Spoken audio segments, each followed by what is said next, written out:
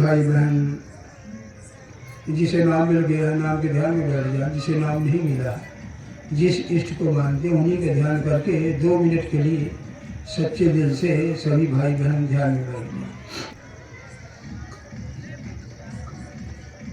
गुरु सदा दया।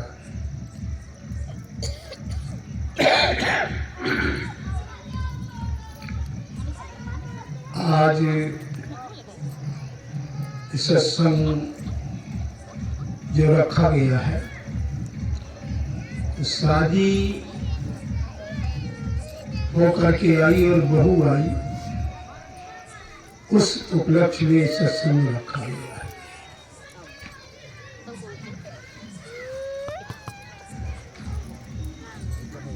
ये जो गार्जियन है और जिसकी लड़की की शादी हुई, इनको अपने गुरु पर और सत्संग पर बहुत भरोसा है। जब इनकी बारात गई तो बहुत से लोग बारात जब जाती है तो तमाम तरीके की पूजा पाठ करते हैं, नारियल तोड़ते हैं।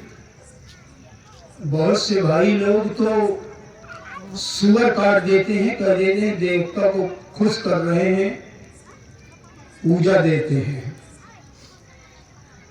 और पूरी रास्ता में नदी मिलेगा, मंदिर मिलेगा, कोई भी स्थान मिलेगा, उसमें कहेंगे पान चढ़ा दो, सुपारी चढ़ा दो। लेकिन भाई ये जो रामकेश जी हैं, इन्होंने सब कुछ मना कर दिया। ना मुझे किसी के आने पर कोई धार देना है, तपौना देना है, जो जैसे आए घर के अंदर आए। और जब बारात गई तो किसी देवी देवता का कोई मतलब नहीं। और जब बहू आ भी गई तो बहुत से लोग देवी को पूजने जाते हैं, देवता को पूजने जाते हैं, कहीं कुछ करने के लिए जाते हैं, कहीं कुछ करने के लिए जाते हैं। और फिर बाद में कहेंगे अब जो है कथा सुना दी जाए, सत्यनारायण की कथा सुना दी जाए ताकि शादी सफल हो जाए। तो कोई विद्वान आता है, कोई पुरोहित आता है, तो उस सत्यनारायण की कथा सुना देता है। आपने भी उस सत्यनारायण की कथा सुना होगा। उस सत्यनारायण की कथा में लीलावती कलावती का नाम आता है, प्रसाद नहीं खाया, नैया डूब गई, एक कथा आती है। लेकिन उसमें एक कथा सुनने वालों के नाम है, वो कथा नहीं है, वो कथा नहीं है। कथा हकीकत में रामकेश ने रखा है, असली कथा ये है। इसका प्रमाण मिलता है। एक बार पार्वती कहने लगी शंकर जी से, कहने लगी आप कथा कथा कथा कहते रहते हैं, कभी कथा सुनाया नहीं। शंकर जी टालते रहे टालते रहे। एक दिन शंकर जी पार्वती का हृदय से देखा कि इसका हकीकत में मन बन गया है कथा सुनने की। तो शंकर जी ने कहा पार्वती से, अब मैं आज आपको कथा सुनाऊंगा। और कथा है क्या? कथा यही सत्संग है। कथा सत्संग है। और ये सत्संग संत के बगैर नहीं हो सकता। संत के बगैर कभी न कथा हो सकती है, न सत्संग होता। क्योंकि कहा गया है संत बिना सत्संग नहीं, गुरु बिन कुबोध न होए। कहते हैं बगैर संत के सत्संग नहीं होगा और गुरु के बगैर बोध नहीं होगा। तो ये जब शंकर जी ने सत्संग सुनाया कथा के रूप में सुनाया, और जैसे ही सुनाया वैसे ही पार्वती गदगद हो गई, खुश हो गई, प्रसन्न हो गई। श्री रामचरितमानस में इसका प्रमाण मिलता। पार्वती कहती हैं, सुन सब कथा हृदय अति भाई, और गिरिजा बोली गिरा सुहाई। आगे क्या कह रही है? नाथ कथा मम गत संदेहा, और राम चरण उपजियन नेहा। और अपने भाग को सराह रही है, अपने भाग को सराह रही और कह रही है पार्वती, मैं कृत कृत भयूं अब सो प्रसाद विश्वेश, उपजी राम भगत दृढ़े बीते सकल कलेश। शंकर जी कह रही है, आज की कथा सुन करके, आज का सत्संग सुन करके मेरे सारे संशय खत्म हो गए जितने, और मेरे मन में भक्ति करने का मन बन गया है। मेरे मन में भक्ति करने का मन बन गया और मैं कृत कृत हो गई। कहने का भाव, ये जो आम कथाएं चलती हैं, कथा कहानियां वो और बात है, लेकिन जहां सत्य कथा, जिसके लिए रामायण में कहा है, जहां पर सत्य कथा हो जाती है सारे दुख खत्म हो जाते।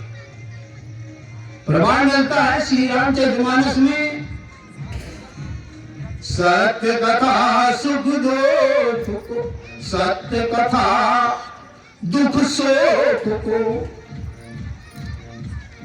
कहते हैं जितने भी सत्य कथा जहां पर होती हैं, ये सारे दुख और शोक खत्म हो जाते। ये कथा की पावर है, कथा की महिमा है, सत्संग की महिमा है, जो आज भाई राम केश ने ये आयोजन रखा बहू आने के उपलक्ष्य में। शादी हुई तो ये शादी जो हुई सभी की होती है, लेकिन मैं कभी कभी सोचा करता हूं कि शादी बड़ी झंझट है, बहुत झंझट है। लेकिन प्रकृति के अनुसार, किस्मत के अनुसार, प्रारब्ध के अनुसार इसे करना ही पड़ता है, इसे करना ही पड़ता है। शुरू शुरू में तो शादी की बड़ी खुशी होती है, बहुत खुशी होती है, लेकिन जब शादी होके आ जाती है तो इसका रस निचोड़ नीरस जैसे दिखता है, नीरस जैसे, सेमर फूल जैसे तो लगता है। जैसे चैत के महीने में सेमर का फूल फूलता है और वो फूल बड़ा सुहावना देखने में लगता है, और उस फूल को तोता देखता है, सुआ देखता है। जब इसका इतना फूल सुंदर है तो इसका फल कितना अच्छा होगा। तो तोता रोज आता है, सुआ रोज आता है और सोचता है कब फल लगेगा, कब फल लगेगा। और जब फल लग जाता है तो फिर सोचता है कब पकेगा, कब पकेगा। और जब वो पक के तैयार हो जाता है तो तोता सोचता है अब खाने में आनंद आएगा। और जब उसमें चोंच मारता है तो उसमें से रुआ निकलता है, और वो रुआ जो है गले में फंस जाता है। जब गले में फंस जाता है तो वो सोचता है कि अरे मैं तो सोचा था कि इतना सुंदर फूल था, इसके फल में खाने में बड़ा आनंद आएगा, लेकिन ये तो एकदम नीरस निकला।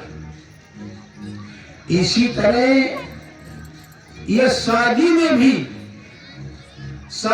भी जब किशोरावस्था आती है तो ऐसे लगता है कितनी जल्दी शादी हो जाए, कितनी जल्दी शादी हो जाए।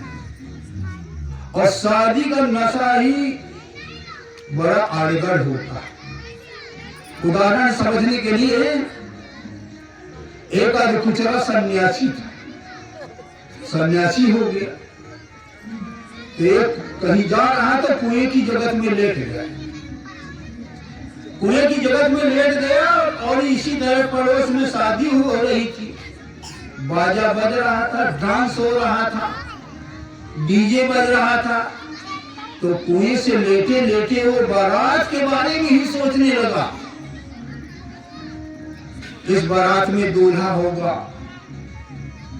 और दूल्हा जो है कल दुल्हन को सुबह लेके चला जाएगा। यही सोचते सोचते उसे नींद आ गई। और जब नींद आ गई तो वो बारात का ही सपना देख रहा था। तो वो सपने में खुद उसकी शादी होने लगी, बारात बन गया, खुद दूल्हा बन गया, बारात बन गई। और सपने में ही वो दुल्हन को लेके घर चला गया और सपने में ही कुछ दिनों के बाद बच्चा हो गया। और जब बच्चा हो गया तो पत्नी कहती है, अरे थोड़ा और सिरक जाओ, थोड़ा और सरक जाओ, नहीं बच्चा दब जाएगा, थोड़ा और सरक जाओ, बच्चा दब जाएगा। तो वो थोड़ा खिसक गया। फिर पत्नी कहने लगी, अरे थोड़ा और खिसक जाओ, नहीं बच्चा दब जाएगा। और खिसक गया। फिर उसने एक बार कहा और खिसक जाओ। तो ऐसे खिसका कि जाके कुआं में धड़ाम से गिरा। जब कुआं में धड़ाम से गिरा तब जाकर के होश आया, अरे ये तो सपने में मैं शादी किया, सपने में पत्नी लाया और ये हाल हुआ। हकीकत में क्या हाल होगा, कैसे कैसे होगा। तो हकीकत में जब लड़की की शादी होती है, जिस दिन से शादी हो जाती है, समझ लीजिए उसकी सारी खुशी, सारी आजादी उस दिन से खत्म हो जाती है। जिस दिन से लड़की की शादी होती है उसी दिन से उस लड़की की सारी खुशी खत्म हो जाती, सारी आजादी खत्म हो जाती है और एक चार दीवारी के अंदर कैद हो जाती है, कैद हो जाती है। और फिर बाल बच्चों के पालन पोषण के मक्कर जाल में फंस जाती है और सारी उम्र फिर वो फंसी ही रहती। इसी तरह जो लड़का होता है उसको भी शादी की तो बड़ी खुशी होती है, लेकिन जब वो शादी होकर आती है तो कुछ ही दिनों में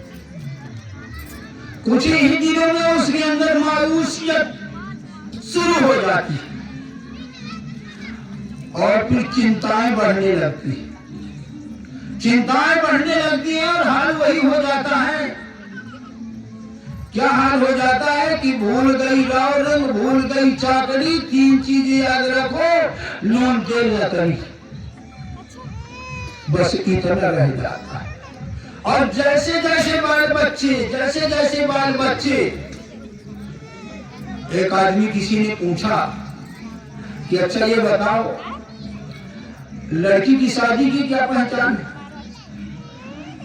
तो उस आदमी ने जवाब दिया, पैर में बिछिया हो जाती, मांग में सिंदूर हो जाता है, हाथों में चूड़ियां हो जाती हैं, यही पहचान है।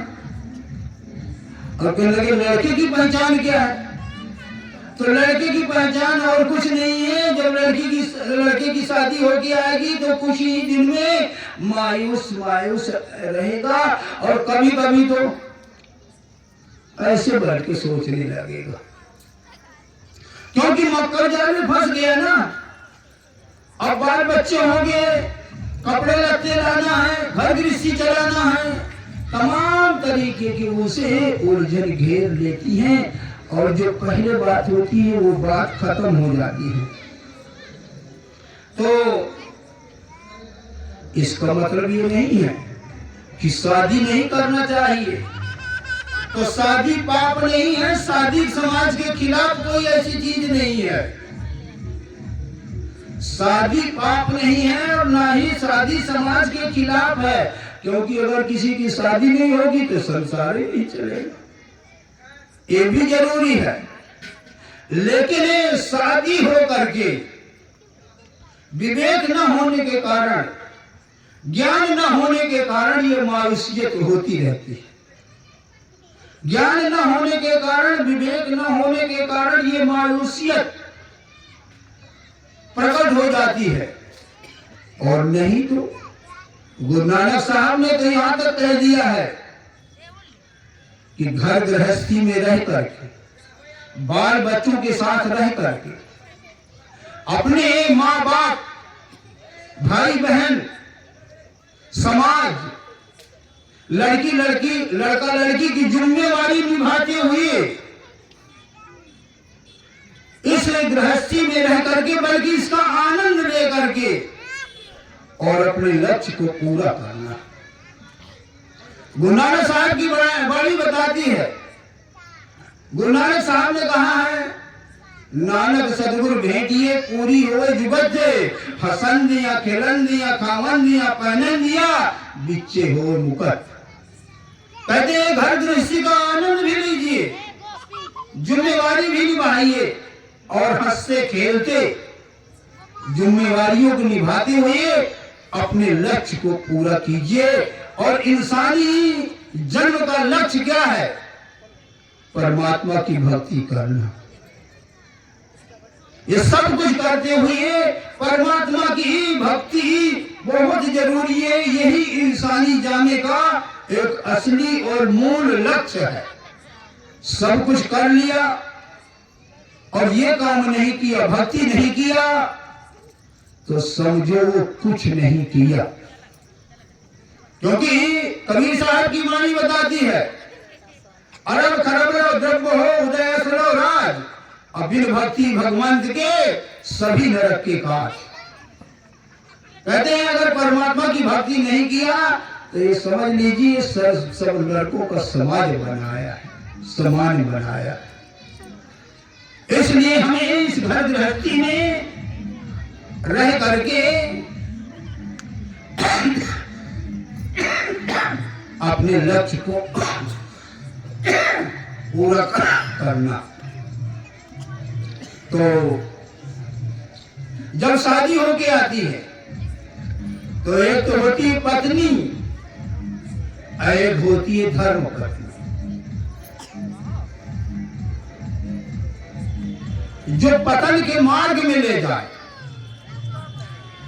जो पतन के मार्ग में ले जाए वो पत्नी है, और खुद धर्म के मार्ग में चले और पति को भी धर्म के मार्ग में चलाए, वो धर्म पत्नी।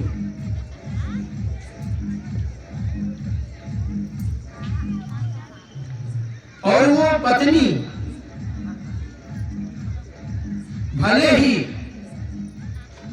धर्म के कार्य न करती हो, पत्नी भले ही धर्म के कार्य न करती हो, लेकिन सुबह बिस्तर से उठ करके और जो पति को पूजती है वही धर्म पत्नी है। लेकिन पति कैसा होना चाहिए? पूजने वाला पति कैसा होना चाहिए? जो शराबी ना हो, मांसाहारी ना हो, जुआरी ना हो, नशेड़ी ना हो, तसेड़ी ना हो, वो पति ही पूजने लायक है। और ऐसे पतियों को जो पत्नी सुधार देती है, असल में वही धर्म पत्नी के कहलाने के लायक है। लेकिन कभी कभी कुछ पत्नियां ऐसे हैं, कुछ पत्नियां ऐसे हैं कि पति के साथ मांसाहार करती हैं, शराब पीती हैं, बीड़ी सिगरेट पीती हैं, और ताश खेलती। वो पत्नी के नाम पर कुकाला है, वो पत्नी नहीं है। वो पत्नी के नाम पर कुकाला है, और जहां पर ऐसी कुकाला होगी वो देखने में बहुत सुंदर हो, लेकिन कभी उसके घर में बरकत नहीं होगी, लक्ष्मी का वास नहीं होगा। इसलिए महापुरुष, ये सत्संगों का फायदा यही है, ये सत्संग का जो आयोजन रखा गया है, इसलिए कि हमें ज्ञान आ जाए। और जो ये छोटी छोटी बच्चियां आई हुई हैं, इसका असर पड़ेगा, सत्संग का असर पड़ेगा। इसलिए मैं कभी कभी कहता हूं कि बच्चों को भी सत्संग में लाइए, बच्चियों को भी लाइए, क्योंकि सत्संग सुन करके और उन्हें के अंदर विवेक पैदा होगा, ज्ञान पैदा होगा कि हमें ससुराल में जा करके हमारा स्वभाव कैसा होना चाहिए, किस तरीके का होना चाहिए। सत्संग में आते सत्संग में अगर आई हुई लड़की और सत्संग का बीज पड़ गया, संस्कार, अच्छे संस्कार का बीज पड़ गया, तो ससुराल में जा करके ऐसा गुण खिलाएगा, ऐसा गुण खिलाएगा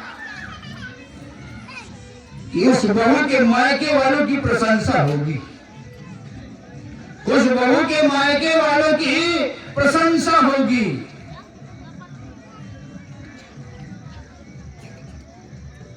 क्योंकि वो जब भी जाएगी तो उस घर में बाहर आ जाएगी। समझने के लिए एक बार कभी कभी ऐसे ऐसे घर में शादी हो जाती संस्कार होने के कारण, कभी बहू ठीक नहीं रहती, कभी सास ठीक नहीं रहती। तो इसी तरह एक लड़की की शादी हो गई, और ऐसे घर में शादी हुई, ऐसे घर में शादी हुई कि वो सास जो है बहुत खराब थी, और यहां तक कि जब तक बहू नहीं आई थी तब तक वो पड़ोसियों से बगैर गाली गलौज किए उसकी रोटी नहीं हजम होती थी। लेकिन जब बहू पहुंच गई तो 4 हफ्ते खान, महीना खान तो ठीक रही, फिर भैया वो बहू से भी शुरू कर दी गाली गलौज करे। लेकिन वो संस्कार वाली लड़की थी, उसे ज्ञान था, क्योंकि अच्छा संस्कार लेकर के आई थी। वो सुन करके टाल देती थी, सुन करके टाल देती थी, लेकिन उसकी आदत बन गई, उसकी आदत बन गई। जब तक उसे कुछ 2-4 ना सुना दे, ये बर्तन यहीं रखने की जगह तुझे अंधी हो गई, दिखाई नहीं देता, ना मालूम किस किस तरीके की बात कहती। पड़ोस वाले सुन करके और कहते यही एक गौ जैसे बहू को जीना हराम कर दिया। तो एक दिन पड़ोस वाली औरत आई और कहने लगी, अगर तुझे लड़ना ही है तो मुझसे लड़के देख, तेरी बहादुरी का पता लग जाएगा। ये गाय जैसी बहू को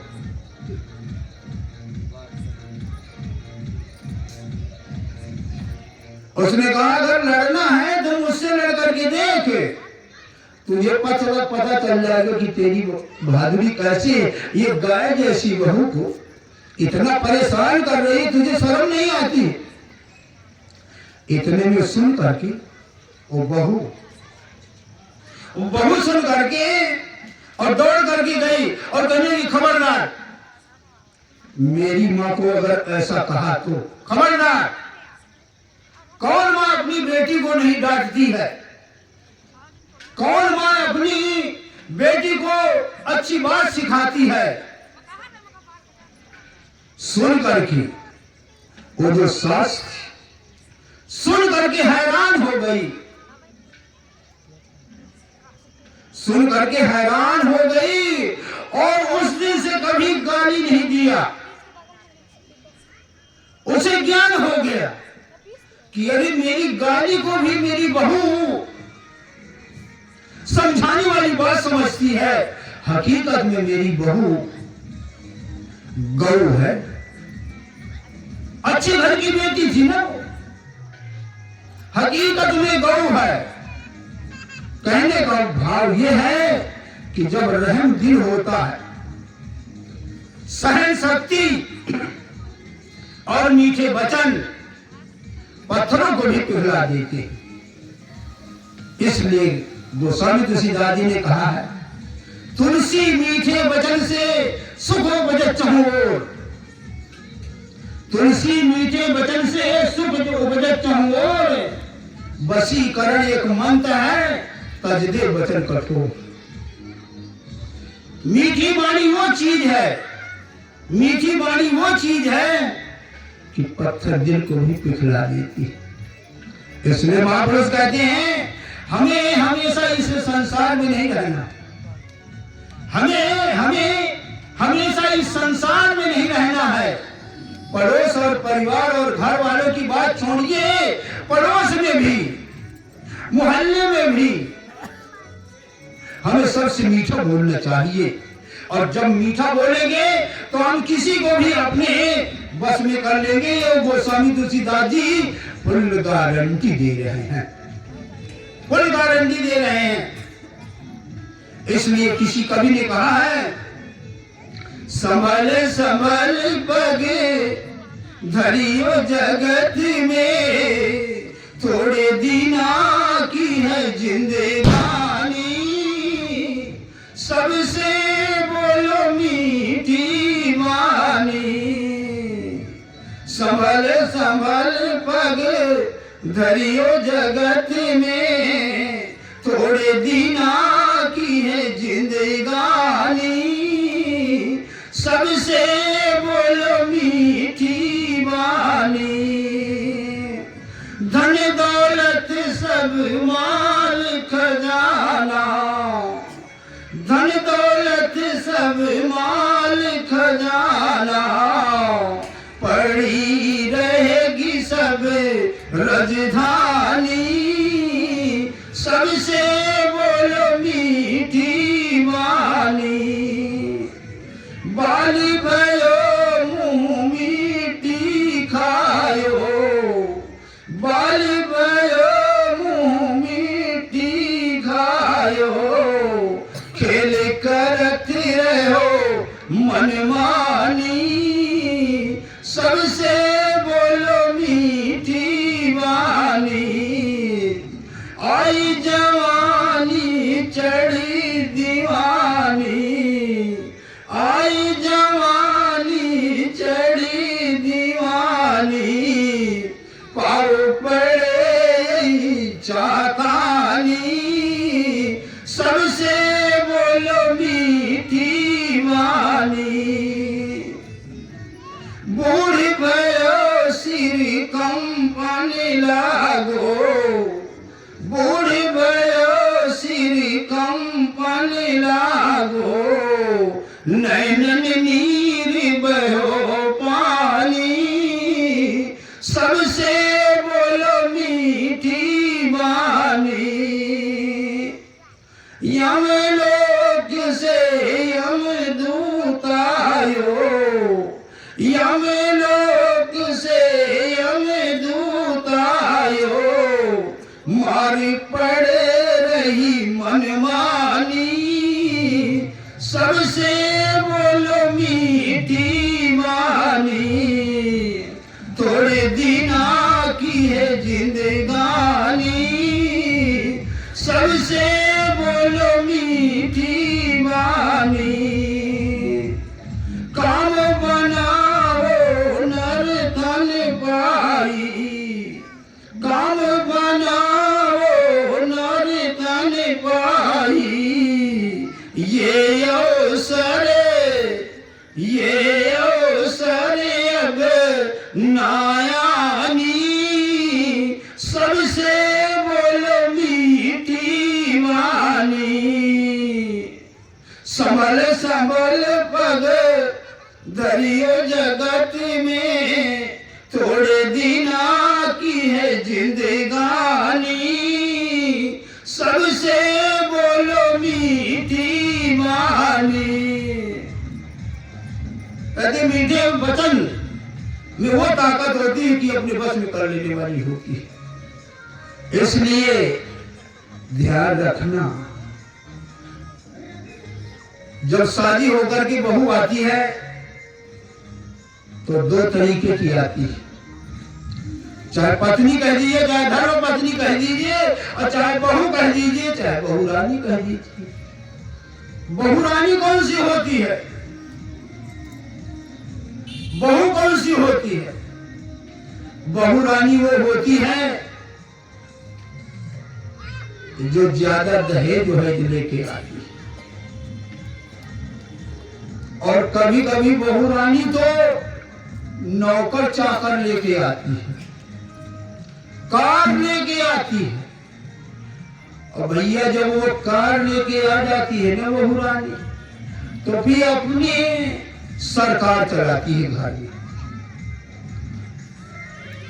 जब बहू रानी आती है, कार लेके आती है, जब कार लेके आती है तो घर में अपनी सरकार चलाती है। और फिर वो अपने पति को ऐसा पट्टी पढ़ाती है, ऐसा पट्टी पढ़ाती है कि कुछ ही दिनों में वो घर नर्क बन जाता है, कुछ ही दिनों में वो घर नर्क बन जाएगा। और जो बहू आती है, जो बहू आती है, वो दान दहेज ज्यादा लेके नहीं आती है, वो दान दहेज लेकर के नहीं आती है, अच्छे संस्कार लाती है, अच्छे संस्कार लाती है।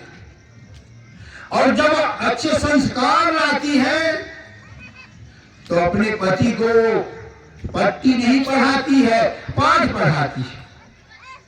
अपने पति को पट्टी नहीं पढ़ाती, पाठ पढ़ाती है। और कहती है अपने पति को कि देखिए, जो आपका फर्ज है वो आप करें, जो मेरा फर्ज है वो मैं करूं। माँ बाप की, सास ससुर की सेवा करना,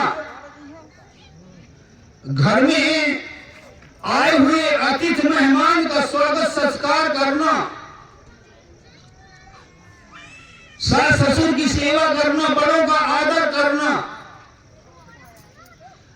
ये मेरा भी फर्ज है और तुम्हारा भी फर्ज है। पत्नी ऐसा पाठ पढ़ाती, पट्टी नहीं पढ़ाती, पाठ पढ़ाती है।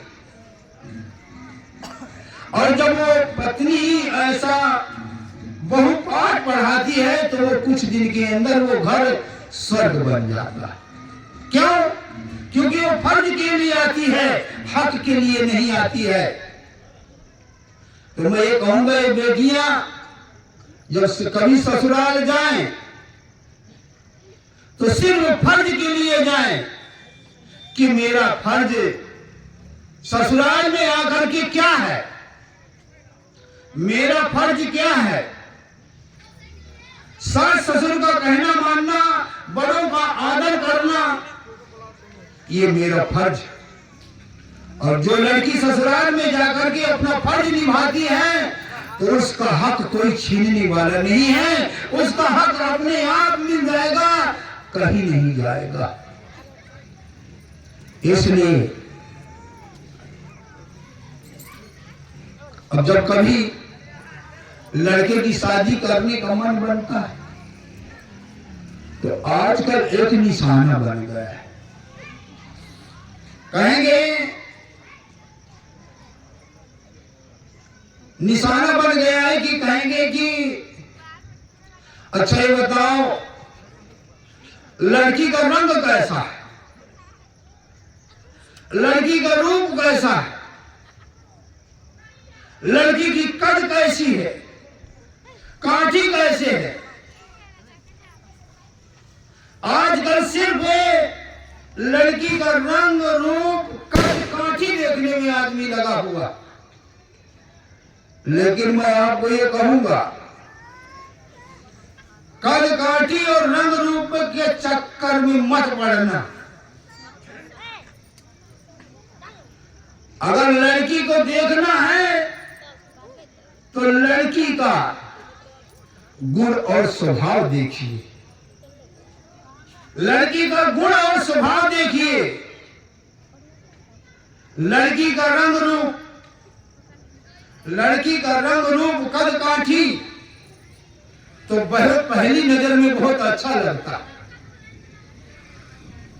पहली नजर में तो बहुत अच्छा लगता है, लेकिन पूजा स्वभाव की होती है, पूजा स्वभाव की होती है। अब विचार करें, सोचें कि कद काठी तो बढ़िया हो, रंग रूप बढ़िया हो, लेकिन स्वभाव और गुण न ठीक हो तो घर में क्या होगा? कलह होगी। इसलिए सबसे ज्यादा गौर करने वाली अगर बात है तो मात्र लड़की के स्वभाव और गुण पर ज्यादा गौर करिएगा। रंग रूप सिर्फ पहली नजर में ठीक लगता है, लेकिन पूजा स्वभाव की होती है, और अगर स्वभाव वाली, गुण वाली आ गई तो कुछ ही दिनों में घर स्वर्ग बन जाएगा। अब विचार करो, रंग रूप कद काठी तो बढ़िया हो और स्वभाव न ठीक हो, कोई गुण न ठीक हो, तो अब विचार कर ले, वो ज्यादा कहने की जरूरत है नहीं, उस घर में होगी कलह। कुछ दिनों में जरूर होगा, जरूर होगा। इसलिए मैं कहता हूं कभी कभी बहुओं को भी लाइए, बहुओं को भी लाइए सत्संग में, क्योंकि ना मालूम कौन सी बात क्या लग जाए। अगर हम सोचे, कबीर साहब ने कहा निज की करनी काम आएगी, निज की करनी, निज की करनी काम आएगी। अगर कोई सोचे अरे वहां मत जाना, हम बहुत पदनी सेनी है ना, कबीर साहब ने कहा है जे कामनी पर्दे रहे सुने न गुरुमुख मात, सो तो होगी कुकरी फिरे उघारे गात। कहते जो कामनी, जो औरत कभी सत्संग हो रहा है और वो सत्संग में नहीं आती है, अगला जन्म उसे कुतिया को मिलेगा। मैं नहीं कह रहा हूं, ये महापुरुष कह रहे हैं। कबीर साहब कह रहे हैं जे कामनी पर्दे रहे, पर्दा में रह रही है ना, लेकिन अगला जन्म ये हो जब बेपर्द घूमती रहो, बेपर्द होके घूम देख ले। इसलिए कबीर साहब ने कहा जे कामनी पर्दे रहे सुने न गुरुमुख बात, सो तो होगी कुकरी फिरे उघारे गात। इसलिए ये पति पत्नी में और सत्संग में आने से बहुत ज्ञान होगा, बहुत ज्ञान होगा, समाज का ज्ञान होगा, आध्यात्मिकता का ज्ञान होगा। सत्संग छोटी मोटी चीज है, बहुत दुर्लभ है, सत्संग बहुत दुर्लभ है। ये वो देखने के लिए लग रहा है कि ऐसे हो रहा, और उसकी ताकत देख लिया ना आपने। भाई बहुत से लोग कह रहे अरे देखेंगे रामकेश का, देखेंगे दूल्हे को ना मालूम क्या हो जाए, धार तक उन्होंने नहीं किया ना, बकरा बसुअर नहीं चढ़ाया ना, देखेंगे। लेकिन कहा है भरोसा कर सतगुरु पर, तुझे धोखा नहीं होगा। छोटी मोटी चीज है, ये वो ताकत है, ये वो ताकत है। इस ताकत के अलावा संसार में कोई ताकत नहीं है। कहा है गुरु ब्रह्मा गुरु विष्णु गुरु देवो महेश्वरा, गुरु साक्षात परम ब्रह्म तस्मै श्री गुरुवे नमः। अखंड मंडलाकारं व्याप्तं अयं चराचरं तत्पदं दर्शितं अयं तस्मै श्री गुरुवे नमः। ये वो ताकत है, इससे बड़ी कोई संसार में ताकत नहीं है। लेकिन हाँ, जिसको भरोसा हो गया, विश्वास हो गया, अगर विश्वास हो गया ना, तो सदगुरु के नाम में इतनी बड़ी ताकत है, सदगुरु के नाम में इतनी बड़ी ताकत है। कबीर साहब की वाणी बता रही है सदगुरु सब सहाई, सदगुरु सब सहाई, निकट गए तन रोग न व्यापे, पाप ताप मिट जाई, अठमन पठमन देख न लागे, उल्टे ही धर खाई, मारण मोहन वशीकरण कर मन ही मन पछताई, ओझा डाइन उल्टा डर पे, दूर हो जाई, विषधर मन में कर पछतावा बहुत निकट नहीं आई। कहे कबीर कोटियम फंदा सुखती लाग दुहाई। कहते हैं अगर वो काल निरंजन भी महाकाल निरंजन अगर तुम्हारी अकाल मौत करने वाला है तो ये नाम ये सत्संग ये गुरु की ताकत नहीं होने देगी, नहीं होने देगी। इससे बड़ी कोई ताकत नहीं संसार में। लेकिन बहुत से लोग और रामकेश की बेइज्जती हो जाए, रामकेश का कोई ऐसा हो जाए, कोई काम रुका, कोई काम रुका, सबने तो नहीं किया, नहीं किया, करने कराने वाला कोई और है। इसलिए जिसके भरोसे में रहें, जिसके भरोसे में रहे वो खुद संभाल करता है। ये वो ताकत, ये गुरु की ताकत, ये गुरु की ताकत है, ये पाखंडियों की ताकत नहीं है। जिसके घर में सदगुरु का झंडा गड़ जाता है वहां पर पाखंड का कोई नामो निशान नहीं रह जाता है। कबीर साहब की वाणी है, भाई हनुमान जी कहाँ है, आकर के वो शब्द जरूर सुनाए। हनुमान जी आकर के शब्द सुनाए। इसलिए मैं कभी कभी कहता हूं कि बहू लाना, बहुरानी मत लाना। बहुरानी जब आ जाएगी तो बहुत गड़बड़ सड़बड़ हो जाएगा। तो सोचिए विचारिए और बहू लाने की कोशिश करिएगा। अभी आ रहे हैं हनुमान जी, एक कबीर साहब की वाणी है, उनका सबक सुनाएंगे। मुझे बहुत अच्छा लगता है, ये गाया करते हैं, यहाँ गड़ गया सदगुरु जी की का झंडा, यहाँ पखंडा ना चले।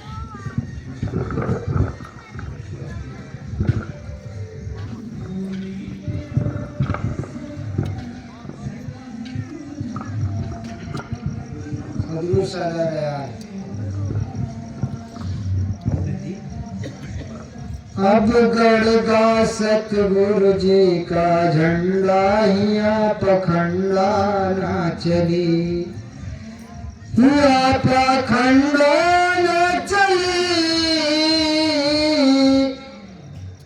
अरे हिया पखंडा ना चली।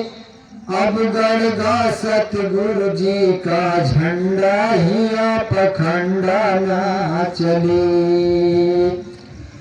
हर देवी पूजे देवता पूजे गाड़े लंब पताका, देवी पूजे देवता पूजे गाड़े लंब पताका।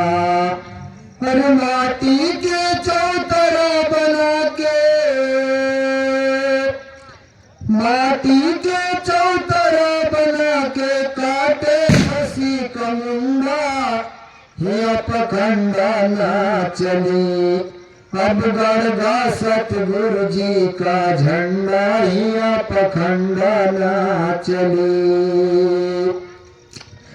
हर मांग मांग मंदिर बनवावे, कर गुरुआई का धंधा। हर मन मस्जिद में पाप किए है, खाए खाए के अंडा, हिया पखंडा ना चले। अब गड़गा सतगुरु जी का झंडा, हिया पखंडा ना चले।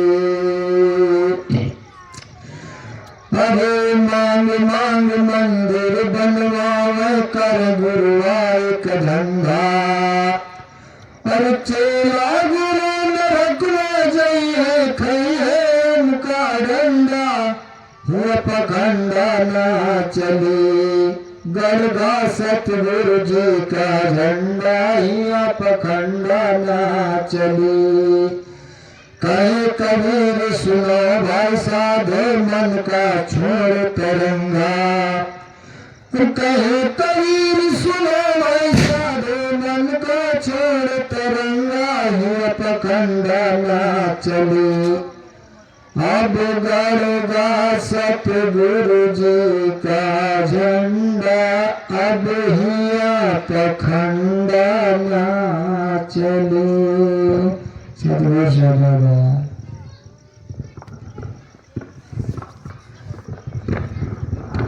देखिए, ये आपने भी ये कवि साहब का शब्द था, जहां पर सदगुरु की पूजा हो जाती है वहां फिर किसी और की पूजा करने की जरूरत नहीं आ जाती, क्योंकि बाबा शिव दयाल ने कहा है कि गुरु की पूजा में सबकी पूजा, और जस समुद्र में नदी समा जा। कहते हैं अगर सारी नदियों का स्नान करना है तो पवित्र नदियां देश विदेश में भी हैं, कहां तक हम दौड़ लगाएंगे? अगर सभी नदियों का स्नान करना है तो एक समुद्र में डुबकी लगा लीजिए, बस सभी का स्नान हो जाएगा। तो जहां पर सदगुरु की पूजा, सबकी पूजा हो गई, और जहां गुरु की भक्ति हो, जहां गुरु की भक्ति हो, गुरु की पूजा हो रही हो, वहां किसी और पूजा की करने की जरूरत नहीं है। इसकी बहुत बड़ी बढ़ियाई है। शंकर जी ने कहा, शंकर जी कह रहे हैं कि जहां पर गुरु भक्ति होती है वो माँ बाप धन है, वो हृदय धन है, वो घर धन है, वो गांव धन है, जहां पर गुरु भक्ति होती है। शंकर जी, गोस्वामी तुलसीदास जी के माध्यम से शंकर जी की वाणी को पता चलता है। शंकर जी कह रहे हैं, धन्य धन्य माता पिता, धन्य हृदय अनुराग, और धन्य ग्राम वो जानिए जहाँ जन्मे गुरुभक्त। कहते जहाँ गुरु भक्ति का जन्म हो गया है वहां किसी और की भक्ति करने की जरूरत ही नहीं है। ये आज छोटे छोटे देवी देवताओं को इनकी आज पूजा कर रहे, कौन छिला रहे? अरे विचार कीजिए, पुराणों में कथा आती है, पुराणों में बात आती है, जब ये आदि शक्ति राजा हिमांचल के यहाँ, गिरिराज के यहाँ जब पार्वती का जन्म हुआ तो दुर्गा का आदि शक्ति के रूप में अनेक रूपों से दर्शन दिया, अनेक रूपों से दर्शन दिया। काली का, चामुंडा का, चंडी का, दुर्गा का, अनेक रूपों का दर्शन दिया। जब सभी का दर्शन दिया तो गिरिराज हिमांचल कहने लगे, देवी बेटी, आज शब्द के अनेक रूपों का तुमने दर्शन दिया, लेकिन मुझे वो रूप दिखाइए, अब मुझे वो रूप दिखाइए जिसको वेदों में वर्णन किया गया है, जिसका वेदों में वर्णन किया गया है, मुझे वो रूप दिखाइए। तो वहीं पर पार्वती कहने लगी, पिताश्री, अगर आपको जो वेदों में वर्णन किया गया उस ब्रह्म को अगर आपको जानना है, समझना है, देखना है, तो जा करके संतों का सत्संग कीजिए, संतों का सत्संग कीजिए, तब जा करके उस ब्रह्म का आपको पता चल जाएगा। कहने का भाव, ये आज जिसकी चर्चा हो रही है, आज ये जो जिसकी चर्चा हो रही है, इससे कोई बड़ा भगवान नहीं है, गुरु से बड़ा कोई भगवान नहीं है। इसलिए कहा है, गुरु ब्रह्मा गुरु विष्णु।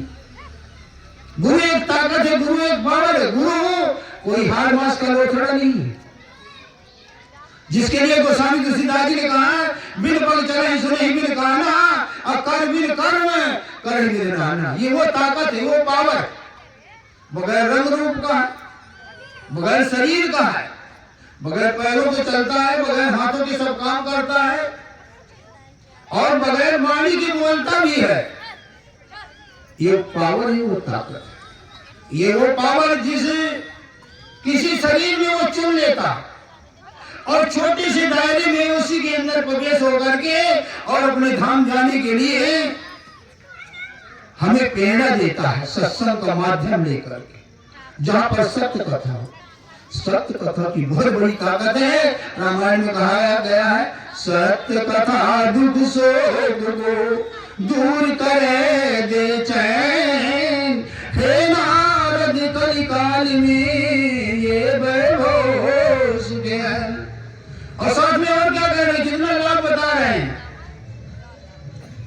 सत्संग के प्रताप से वंशहीन सुत पाए, निर्धन धन पावे तथा रंग राव हो जाए। ये सत्संग की ताकत है, गुरु की ताकत है। इतनी बड़ी ये महिमा है। ये आज जो सत्संग समारोह हुआ, ये बहू आने के उपलक्ष्य में है। जब कभी कोई संस्कार वाली बहू आ जाती है तो बिगड़े घरों को सुधार देती है, बिगड़े घरों को सुधार देती है। कई बार मैं सुनाया करता हूं, एक बहू आई और वो बहू की सास बहुत खतरनाक थी, और उस बहू की अजिया सास भी जिंदा थी। अजिया सास जिंदा थी तो उसकी सास अपनी सास को बड़ा तकलीफ देती थी, और यहां तक कि टूटी चारपाई, मिट्टी के बर्तन, पुराने जमाने में मिट्टी के बर्तन दे दिए गए, पर सभी अभी जानते होंगे, उसमें खाना देती थी। जब वो संस्कार वाली यही बहू आई, देखा कि अरे इस घर में बुजुर्गों का ये सम्मान, वो तुरंत गई अपनी अजिया सास के पास और तुरंत उसको कपड़े बदल दिया, नहला दिया और कंघी कर दिया, और कुछ हंसी खुशी की बात कर दिया। उस अजिया सास के रोए रोए से आशीर्वाद निकल रहे हैं। ये कोई देवी आ गई है क्या? ये कोई लक्ष्मी आ गई है क्या? आशीर्वाद निकल रहे हैं बहू के लिए। थोड़ी देर में वो सास आ गई, कहने लगी इस बुढ़िया के पास क्यों गई? ठीक, कहने लगी माँ जी हमारे घर की बुजुर्ग है ये, इनकी हमें सेवा करनी चाहिए। उस दिन कुछ नहीं बोली बहू। दूसरे दिन फिर उसके पास गई, नहलाया धुलाया कंघी किया, फिर पहुंच गई, कहने लगी फिर तो इसके पास गई, चल अपने घर, अपने कमरे में चल। तो कहने लगी माँ जी ये मुझे बताओ, इस गांव में कुम्हार है कि नहीं? कहने लगे तुझे कुम्हार की क्या पड़ी? कहने लगी मैं ये पूछ रही हूँ इसलिए कि ये जो माँ ददिया सास के माता जी के मिट्टी के बर्तन है, परवा सकोरवा, परई सकोरवा, अगर ये फूट जाए तो मैं तुम्हारे लिए कहां से लाऊंगा? जब ये बात गई तो उसका माथा ठनक गया, अरे भैया ये तो मेरा अभी से इंतजाम शुरू कर दिए। परई सकोरवा मुझे ढूंढने के लिए कुम्हार पूछ रही है। उस दिन के उससे होश ठिकाने आ गए और कहने लगी अच्छा ठीक है, ठीक है, ठीक। अब इसकी उसी दिन से उस ददिया सास के बर्तन बदल दिए गए, चारपाई बदल दिए गए, कपड़े बदल दिए गए, और घर में जब सब लोग मिल बैठ करके कुछ हंसी खुशी की बातें करते और मिल बैठ के उसने उस बहू ने पूरे घर में प्रेम की बहार लगा दी। अगर एक दिन के लिए चली जाए, एक दिन के लिए चली जाए, पूरा घर परेशान हो जाता और कभी बेचैन हो जाते।